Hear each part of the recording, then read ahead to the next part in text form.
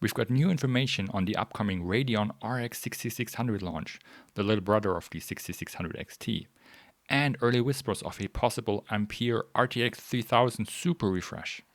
So let's talk about GPUs you probably won't be able to buy. According to video cards, the RX 6600 is supposed to launch really soon, with reviews going live on October 13th and sales starting a little bit later than that. We don't have the full specs yet, but the RX 6600 will be based on a cut-down version of the Navi 23 die, the same chip as in the XT model, but now with 28 compute units enabled instead of 32.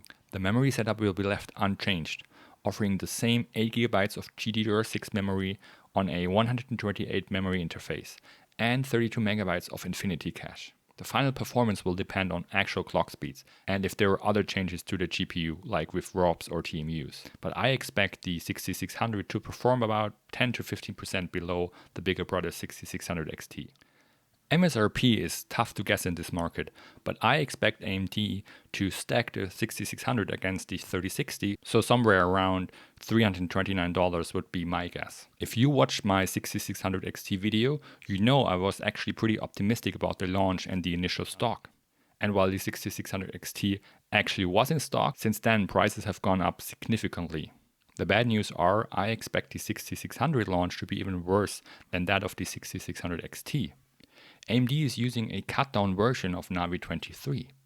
And since it's already a pretty small chips and 7nm yields are pretty high, there won't be too many second choice dies left over for a cut-down version.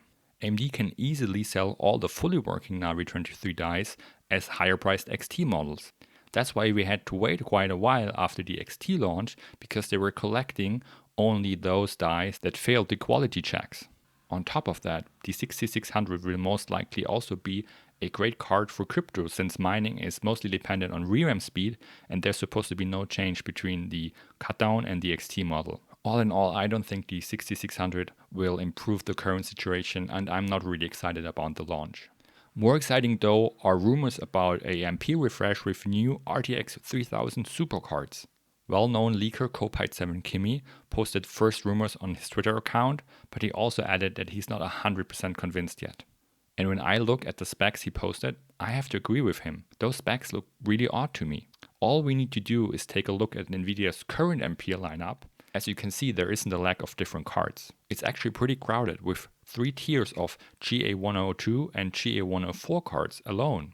If we are trying to slot in the rumored super cards, this would be the most crowded Nvidia lineup ever, with probably the least amount of stock too. At a closer look, none of these rumored super cards would make any sense at all. The 3090 Super would only offer 256 CUDA cores more than the original 3090. That's negligible. No one would notice a performance increase. On the other hand, Nvidia would alienate their biggest customers who just spent $1,500 or even more on a high-end flagship 3090. I do not think a 3090 Super will happen. The 3080 Super also sits in a really strange place. Only a little more CUDA cores than the original 3080, but the same 12GB of GDDR6 VRAM as the 3080 Ti. It would only make sense as a straight-up 3080 replacement, but then the Ti would lose its VRAM advantage. The rumored 3070 Super makes the least amount of sense in this whole lineup. It's nothing more than a 3070 with GDDR6, and as we know from the 3070 Ti launch, the 3070 isn't really bandwidth starved, so there won't be any real performance uplift from just changing the memory. In fact, the 3070 Ti, which also offers more CUDA cores, is only about 5% faster than the original 3070, so a 3070 Super would be somewhere between 1 or 2% faster maybe.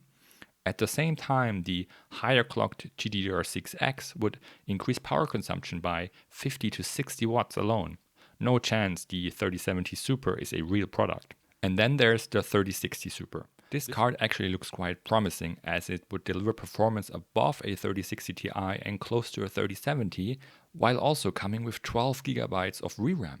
I honestly would take this card even over a 3070 Ti, and I think that's the reason why this card also makes no sense in Nvidia's lineup. Why would Nvidia kill all their higher tier cards with such an entry? Makes no sense to me. You have to remember, Back when Nvidia introduced their Turing-based supercards, they had to react to a stronger than expected RDNA lineup from AMD. That's why Nvidia went all super on us.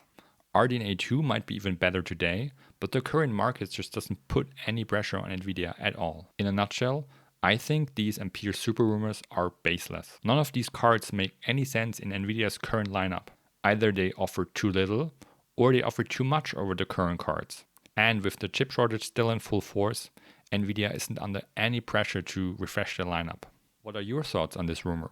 Do you agree with my opinion that it's very unlikely we will see any RTX 3000 supercards in this form?